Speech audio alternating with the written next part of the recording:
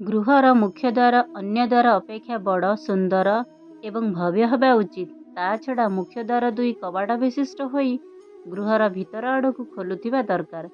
बासगृहर समुदाय द्वारा सर्वदा समसंख्या विशिष्ट हेबा उचित। शून्य जोग विशिष्ट अर्थात 10, 20, 30 युक्त द्वारा जेमिति न हुए। नवनिर्मित घरे पुरुणा दरजा किंबा कबाटर प्रयोग अत्यंत अशुभदायक अटे। भोजन कक्ष पश्चिम दिगरे करने सह उत्तर किंबा पूर्व को मुख करी भोजन करने उचित। गृहर मुख्य द्वार उपरे बाहर और भीतर पटे सबुज रंगर गणेशଙ୍କ मूर्ति स्थापना शुभप्राप्त होता है। भूमि प्लॉटर दक्षिण पश्चिम दिग उच्च थिले शुभ। गृहर पूर्व दिगरे दोष थिले सूर्ययंत्र स्थापना।